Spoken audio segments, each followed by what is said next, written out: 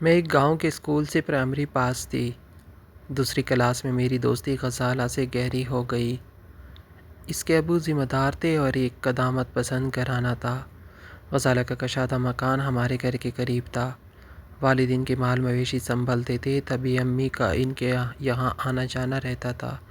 وہ چھوٹے موٹے کاموں میں غزالہ کی والدہ کا ہاتھ بٹاتی تھی۔ بچپن سے میں اس گھرانے سے مانوس تھی۔ امی کے ہمراہ ان کے گھر جایا کرتی تھی، تبھی میری دوستی غزالہ سے ہوئی۔ وہ بہت اچھی لڑکی تھی۔ اس کی ماں نے بھی اپنے بچوں کے ذہن میں یہ بات نہ ڈالی کہ وہ امیر ہے اور ہم غریب ہیں۔ وہ ہم سے اچھا سلوک روار رکھتی تھی۔ مجھے اور غزالہ کو ایک ساتھ کھانا دیتی اور ساتھ بٹھا کر کھلاتی۔ تاہم مجھ کو ان کے گھر جا کر اس بات کا احساس شدت سے ہوتا تھا کہ وہ بڑے لوگ ہیں، امیر ہیں اور ہم غریب ہیں۔ ہمارا ان کا مقابلہ نہیں ہے۔ احساس کمتری سب سے بڑی وجہ ہمارے اور ان لوگوں کے رہن سہن کا فرق تھا۔ ان کا مکان عالیشان، صحن وسیع اور برآمدے کشادہ فرنیچر بھی ایسا تھا کہ جس کو قابل دید کہنا چاہیے، جبکہ ہمارے گھر میں پردے تھے اور ناعمدہ فرنیچر تھا، بلکہ موٹے بان کی ٹوٹی پوٹی چارپائیاں تھی۔ میرا اندھا سا دماغ اس طبقاتی فرق کے اسباب تلاش کرنے کی صلاحیت نہ رکھتا تھا، لہٰذا اپنے گھر کی غربت کا احساس ستانے لگتا۔ انہی چیزوں نے ایسی حسرت کو جنم دیا کہ جس نے چھوٹی سی عمر میں میرے اندر کو دنیا بلا کر رکھ دیا۔ ہر دم یہی سوچتی تھی کہ اچھی زندگی کو حاصل کرنے کے لیے کیا کرنا چاہیے۔ جو عمر بڑھتی گئی، شعور بھی بڑھتا گیا۔ جب غزالہ کو اسکول داخل کیا گیا، اس کی ماں یعنی بی بی صاحبہ نے میری امی کو مجبور کیا کہ وہ مجھے بھی اسکول میں داخل کرا دے۔ بی بی کے مجبور کرنے پر اماں نے اسکول بھیجا، جہاں اور لڑکیوں کو دیکھ کر میرے اندر زندگی میں آگے بڑھنے کی امنگ پیدا ہو گئی۔ ہماری ٹیچر کہتی تھی کہ تعلیم حاصل کرنے سے غربت دور ہوتی ہے اور انسان کے حالات اچھے ہو سکتے ہیں۔ جن دنوں پانچویں میں تھی، خالی رقیہ ایک دن گھر آئی اور امی سے کہا کہ بس اب اپنی بیٹی کی منگنی میرے اختر سے کر دو، یہ 11 برس کی ہو رہی ہے، 2-3 سال تک ودائی کے لائق ہو جائے گی۔ جب میں نے خالہ کا منشا سنا تو دل ڈوب سا گیا۔ خالہ والے تو ہم سے بھی زیادہ غریب تھے۔ خالہ بیوہ تھی، سارا دن مرے کھجور کے خشک پتوں سے چٹیا اور تلیوں سے چاچ بناتی، کبھی چنگڑیاں بناتی۔ ان کا بیٹا اختر بھی کوئی خاص کام نہیں کرتا تھا، وہ ان پڑھ تھا۔ بھلا اس گھر میں میری قسمت کا ستارہ کیوں روشن ہو سکتا تھا؟ کیا میری کے خواب پورا کرتی؟ خالہ اور اختر حقیر فقیر نظر آنے لگے۔ پہلے ان کے گھر جانا پسند نہیں کرتی تھی۔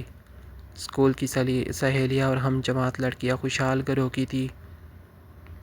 انہی جیسے گھر میرے خوابوں میں بس گئے تھے۔ سوچو کہ گرداب میں پنسی میں 15 برس کی ہو گئی۔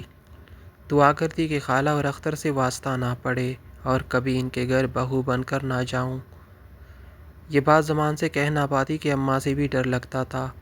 ظاہر ہے وہ یہی جواب دیتی، اختر سے شادی نہ کریں گے تو کیا کوئی شہزادہ تجھے قبالن کو بیانے آئے گا؟ ہمارے محلے میں احمد بشر رہتا تھا، جس کا باپ کمانے سعودی عرب گیا ہوا تھا۔ پہلے یہ لوگ ہم جیسے تھے، لیکن چاچا فضل کے جانے کے بعد رفتہ رفتہ ان کا شمار خوشحال لوگوں میں ہونے لگا۔ احمد اکلوتا تھا، سر پر باب نہ تھا اور ماں مسکین سی عورت تھی۔ تبھی احمد نے پر پرزے نکال لیے۔ وہ ماں کو گردانتا نہ تھا اور باپ کی کمائی پر عیش میں رہتا تھا۔ جتنے روپے چاہتا والدہ سے کسوٹ لیتا، شہر کے میلے ٹیلیوں میں گھومتا اور نت نئے کپڑے بنوا کر گاؤں میں گوبروں بنا پھرتا۔ 15 سالہ برس کی لڑکیاں تو بس ظاہری شوشہ میں مر مٹتی ہے۔ یہ بھی فکرہ خوش خوراک اور صورت بھی اللہ نے اچھی بنائی تھی، تبھی صحت قابل رشک تھی۔ جب سے ان کے گھر میں خوشحالی آئی تھی، اس کا شمار خوبصورت نوجوانوں میں ہونے لگا تھا۔ پھر ٹپ ٹاپ ایسی کہ وہ ہر گاؤں کی گوری کا آئیڈیل بن گیا۔ میں خالہ صوبیہ کے گھر اکثر ادار لینے جایا کرتی تھی۔ جب گھر میں کسی شے کی کمی ہوتی، اماں مجھے ان کے گھر دوڑاتی۔ خالہ صوبیہ کچھ بھی دینے سے کبھی انکار نہ کرتی، کیونکہ میری اماں سے ان کے بچپن سے سنگت تھی اور ان کا دل انہیں بدلا تھا۔ میرا ان کے یہاں بچپن سے آنا جانا لگا رہتا تھا، اسی بات احمد بخش میرے لیے اجنبی نہ تھا۔ اکثر سامنا ہو جاتا اور ہم بات چیت بھی کر لیا کرتے تھے۔ رفتہ رفتہ میرے دل میں اس کے ساتھ جیون بسر کرنے کے خوابوں نے بسیرا کر لیا۔ اس کے مقابل بلاختر کی کیا اوقات تھی، میں تو اس کی شکل بھی دیکھنے کی روادار نہ تھی۔ اندازہ نہ تھا کہ میرا اندازہ کتنا غلط ہے۔ احمد ایسی صفات کا مالک نہ تھا جیسے اسے سمجھ رہی تھی۔ اتنی تو عقل نہ تھی تو سوچتی کہ احمد جو گاؤں کے بیکار نوجوانوں کے بیچ ہیرو بنا پھرتا ہے، دراصل اس کے باپ کی کمائی کا کمال ہے۔ بھلا اس کے ساتھ زندگی اچھی کیوں گزرتی جس میں خود کھانے اور کر دکھانے کی صلاحیت نہ ہو؟ اس پر طرح یہ کہ 8ویں پاس کر کے اس نے اسکول کو خیرآباد کہہ دیا اور اب آوارہ لڑکوں کے ساتھ وقت پاس کر کے بے مقصد زندگی بسر کر رہا تھا۔ جب دل کسی پر آ جائے تو پھر نفع و نقصان کون سوچتا ہے؟ میں بھی ہر دم یہی دعا کرتی تھی کہ احمد سے میری شادی ہو جائے، لیکن ماں اپنے ارادے کی پکی تھی۔ وہ میرے بارے میں جو کچھ سوچ بیٹھتی تھی اب اسے عملی جامہ پہنانے کے در پہ تھی۔ جس روز خالہ اختر سے میری منگنی کی تاریخ لینے آئی، ان کو دیکھ کر خود کو کمرے میں بند کر کے رونا شروع کر دیا۔ وہ کچھ پریشان ہوئی تو ماں نے بات بنا دی کہ صبح سے اس کے پیٹ میں درد تھا۔ منگنی کا موضوع درا رہ گیا اور خالہ جلدی جلدی گھر کو چلی گئی تاکہ میرے لیے دوادار وہ بھجوا دے۔ ان کے جانے کے بعد اماں نے در بجا کر کلایا اور کڑے تیوروں سے بولی کہ یہ کیا ڈرامہ ہے، میں بھی سمجھتی ہوں یہ بال دھوپ میں تو سفید نہیں کیے۔ موقع اچھا تھا، میں نے دل کی بات کہہ دی کہ اماں تم ٹھیک سمجھی ہو، میں ہرگز تمہارے نکمے بانجے اور غریب بہن کے گھر کو قبول نہیں کرنے کی۔ یہاں بھی غربت، وہاں بھی وہی مفلسی کے عذاب۔ میرے لیے کسی کھاتے پیتے گھرانے کا رشتہ کیوں نہیں دیکھتی؟ ماں کو توقع نہ تھی کہ میرے منہ میں گز بھر کی زبان چھپی ہوئی ہے۔ وہ پاؤں سے جوتی اتار کر تابڑ توڑ میری کمر پر برسانے لگی، پھر کہا کہ نامراد 5 جماعتیں کیا پڑھ لی، گز بھر کی زبان ہو گئی۔ اماں نے اگلے روز خالہ کو بلا کر نکاح کی تاریخ طے کر دی۔ میں تو احمد سے آخری ملاقات بھی نہ کر سکی اور ماں نے 3 کپڑوں میں لپیٹ کر خالہ کے آنگن میں دھکا دے دیا۔ نکاح کے بول اختر سے پڑھواتی ہی ماں کا آنگن پر آیا اور خالہ کا گھر میرا ہو گیا۔ جس گھر کو اپنا گھر نہیں بنانا چاہتی تھی، جس گھر سے دور بھاگتی تھی، وہی گھر اور وہی غربت مقدر بن چکی تھی۔ دلہن بن کر ذرا خوش نہ تھی، مجھے تو احمد کی محبت روگ بن کر کھائی جاتی تھی۔ البتہ اختر مجھے پا کر خوش تھا، اس کے اندر ایک بڑی تبدیلی آ گئی۔ وہ اب کمانے کی فکر کرنے لگا تاکہ مجھے خوشیاں دے سکے، اچھا کھانے اور پہننے کو مہیا کر سکے۔ اس نے شہر جا کر کام ڈھونڈ لیا اور ایک میڈیکل سٹور پر ملازم ہو گیا۔ صبح کے گیا رات کو لوٹا، تنخواہ 6,000 روپے تھی۔ وہ ہمارے گزارے کے لیے بہت تھی، لیکن اس تنخواہ میں صرف گزارا ہو سکتا تھا۔ اچھا مکان نہیں بن سکتا تھا، گھر میں ٹی وی، فریج اور صوفہ سیٹ نہیں آ سکتے تھے، مخمل و ریشم کے کپڑے بھی نہیں خریدے جا سکتے تھے۔ زیور تو دور کی بات تھی، وہ خواب جو میں نے کنوارے پن میں دیکھے تو اب ایک بچی کی ماں ہونے کے باوجود میرا پیچھا کر رہے تھے۔ میں اب بھی جب موقع ملتا خالہ صوبیہ کے گھر جاتی اور احمد کا دیدار کر لیتی۔ وہ میری درزیدہ نگاہی کو خوب سمجھتا تھا اور بات چیت کا کوئی موقع ہاتھ سے جانے نہ دیتا تھا۔ اختر ایک سیدھا سادہ لڑکا تھا، وہ مجھے ہر حال خوش دیکھنا چاہتا تھا۔ اپنے اوپر کچھ خرچ نہ کرتا، لیکن میرے لیے کچھ نہ کچھ ضرور لاتا۔ ادھر میری اس کی کوئی بات، کوئی ادا مجھ کو اچھی نہ لگتی تھی۔ ایک روز میری بیٹی جو کہ صرف 1 سال کی تھی بیمار پڑ گئی۔ اسے تیز تپ چڑھا، میں گھبرا گئی۔ اختر شہر کام پر گیا ہوا تھا اور ساس اپنے بھائی سے ملنے گاؤں جا چکی تھی۔ تبھی مینا کو باہنوں میں لے کر گاؤں کے حکیم صاحب کے پاس، حکیم کے مطلب جانے کو اکیلی ہی نکلی۔ بدقسمتی سے راستے میں احمد مل گیا۔ اس نے پوچھا کیا بات ہے، کدھر جا رہی ہو اور کیوں ایسی پریشان دکھتی ہو؟ میری مینار بیمار پڑ گئی، حکیم صاحب کو دکھانے جا رہی ہوں۔ بولا میری موٹر سائیکل پر بیٹھ جاؤ، میں لیے چلتا ہوں۔ دھوپ میں پیدل چلو گی تو بچی کو تب اور چڑھ جائے گا۔ نہیں احمد، کسی نے دیکھ لیا تو کیا ہم کوئی چوری کرنے جا رہے ہیں؟ کیا گاؤں کے لوگ ہم کو نہیں جانتے؟ نہیں، تیری بچی بخار میں پنک رہی ہے، میری ماں کو تو حکیم صاحب کو رہنے دے، میرے ساتھ چل، میں اسے ڈاکٹر کو دکھا دیتا ہوں۔ چل چل بیٹھ جا میری موٹر سائیکل پر، ڈر نہیں، کوئی نہیں دیکھنے والا، اور تیرا شہر تو یوں بھی شہر گیا ہے، رات کو ہی لوٹے گا، ہم ابھی گھنٹے میں لوٹ آتے ہیں۔ ممتا کی ماری نے اس کی بات مان لی یا کہ لاشعوری طور پر احمد کی رفاقت چاہ رہی تھی۔ وہ مجھے شہر لے چلا، ڈاکٹر کو دکھا کر ہم نے دوا لی اور جب لوٹ رہے تھے ایک جگہ موٹر بائیک روک کر اس نے کہا آئس کریم کھائے گی؟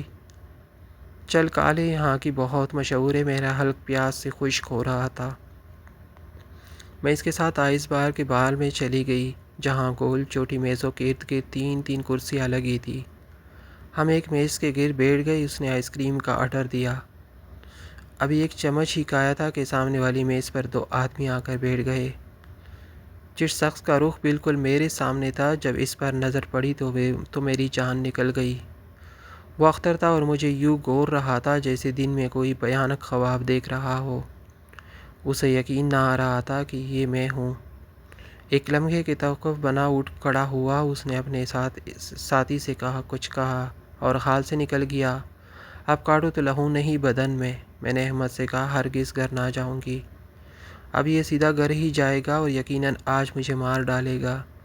احمد خاصاً گھبرا گیا، تاہم اس نے اپنے آواز پر قابو پایا اور کہنے لگا اتنی ہمت اس میں نہیں کہ تم کو مار ڈالے۔ زیادہ سے زیادہ یہ ہوگا کہ طلاق دے دے گا۔ میں بھی تو یہی چاہتا ہوں، میری وجہ سے ہوگی نہ تم کو طلاق تو میں کر لوں گا تم سے شادی۔ ڈر نہیں اور گھر بھی نہیں نہ جانا، بلکہ اپنے ماموں کے گھر چلی جا۔ تیری ماں ادھر ہی ہوگی اور ساس بھی، سارا جرمہ اسے کہہ دے۔ جو ہوگا دیکھا جائے گا۔ میں نے بھی عافیت اس میں جانی کہ اور کوئی حل نہ تھا۔ موٹر سائیکل پر احمد نے مجھے ماموں کے گھر کے سامنے اتار دیا جہاں خالہ اور امی موجود ملی، کیونکہ ماموں کی طبیعت ٹھیک نہ تھی اور دونوں بہنیں ان کو پوچھنے آئی ہوئی تھی۔ جاتی ہی میں رونے لگی، ماں کا ہاتھ پکڑ کر مینا کے ماتھے پر رکھا کہ دیکھ ہاں یہ کیسی بخار میں تپ رہی ہے، ڈاکٹر کے پاس لے جانا ضروری تھا۔ اور ڈاکٹر کا کلینک شہر میں ہے، تو میں نے ہی احمد سے کہا کہ مجھے کلینک لے چلو۔ رات کو اختر آئے گا، تب تک نہ جانے بچی کا کیا حال ہو جائے۔ شہر میں اختر نے مجھے احمد کے ساتھ دیکھ لیا ہے، وہ اب میرا حشر کرے گا۔ میں اب گھر نہ جاؤں گی۔ خالہ بھی طویل سن کر کچھ پریشان ہو گئی، کہنے لگی آپا تم اسے اپنے ساتھ لے جاؤ، میں گھر جا کر پہلے اختر کا موڈ دیکھ لوں، سمجھا بجھا کر بیٹے کا غصہ ٹھنڈا کر لوں تو اس کو آ کر تمہارے گھر سے لے جاؤں گی۔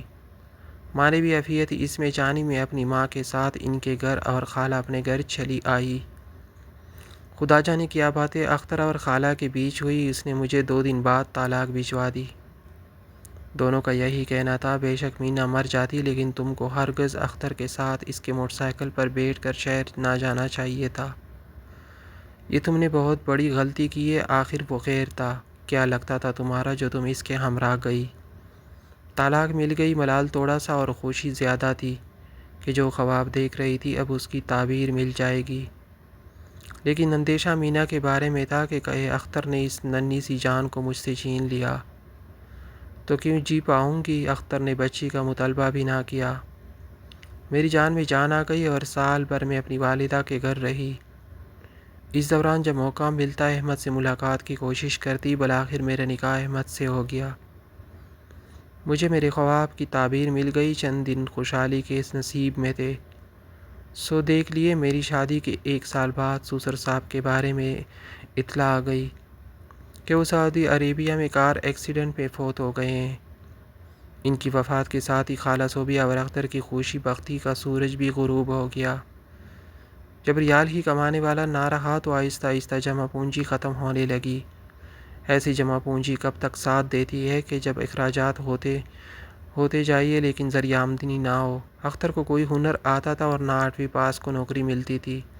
ٹاٹ سے جینے کی عادت پڑ چکی تھی۔ اب مٹی ڈھونے یا چوکیداری کرنے میں عزت جاتی تھی۔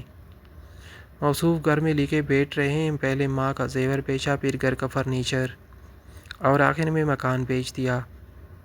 خود کرائے کے بوسیدہ سے مکان میں رہائش اختیار کر لی۔ ہر بار کہتے تھے کہ اس سرمایے سے کاروبار کروں گا۔ کاروبار کا سلیقہ نہ تھا، جب رقم جیب میں آتی وہ باش دوست گہرے میں لے لیتے اور وہ روپیہ بھی ضائع ہو جاتا جس سے کاروبار کا خیال کر کے گھر بار اور قیمتی اشیاء فروخت کی تھی۔ آخر کار گنگال ہو گئے۔ صوبیہ خالہ نے دل کو صدمہ لگایا اور 2 سال میں اللہ کو پیاری ہو گئی۔ اب وہی میں تھی، وہی غربت تھی اور نکما نکٹو شوہر احمد تھا جو کبھی میرے خوابوں کا شہزادہ ہوا کرتا تھا۔ اب پتہ چلا کہ محبت کچھ نہیں، اصل اہمیت تو مرد کی کمائی کی ہوتی ہے۔ احمد نے تو صرف دکھاوے کا پیار کیا تھا۔ اس نے بھی دل سے مینا کو بیٹی تسلیم نہ کیا کیونکہ یہ اس کی بیٹی بھی تھی بھی نہیں۔ مجھے بہت جلد علم ہو گیا کہ یہ میری بچی سے جھوٹا پیار جتلاتا ہے۔ ایک روز اس نے اس امر کا ثبوت بھی دے دیا کہ جب مینا 15 برس کی ہو گئی تو 4 لاکھ کے غوث اس کا نکاح ایک سن رسیدہ سے کر دیا اور میری بچی کو روپوں کی خاص اندھے کنویں میں دھکیل دیا۔ میں کچھ بھی نہ کر سکی۔ روتی ہوئی مینا کے آنسو کبھی نہ پہنچ سکی۔ اسے اس ظلم سے کیوں بچاتی کیونکہ اس کا کوئی والی وارث تھا بھی نہیں۔ احمد نے کہا شکر کرو کہ عزت سے تمہاری لڑکی ایک خوشحال گھر میں بیاہتی ہے، ورنہ جانے اس کا کیا حشر ہوتا، غربت اس کا بھی مقدر بن جاتی۔ خوشحال گھر تو تھا مگر بوڑھے شوہر کی منقوہہ کے پاس وہ خوشیاں نہ تھی جو ایک جواں سال دلہن کا حق ہوتی ہے۔ اب پچھتاتی تھی کہ یوں اپنے خوابوں کی دیوانی بنی کہ سب کچھ لوٹ گیا۔ سچ ہے کہ دولت نصیب سے ہی ملتی ہے، جن کے مقدر میں امیری ہوتی ہے ان کو میسر آتی ہے۔ اختر نے دبئی جا کر میرے بعد اتنی دولت کمائی کہ گاؤں میں محل نما مکان بنوایا اور کار نوکر رکھ لیے۔ اس کی دوسری بیوی سونے سے پیلی ہے اور عیش کرتی ہے، لیکن میں آج بھی اپنی ماں کی خاطر محنت مشقت کر کے عسرت کی زندگی بسر کرنے پر مجبور ہوں۔ اس کو اپنا مقدر نہ کہوں تو اور کیا کہوں۔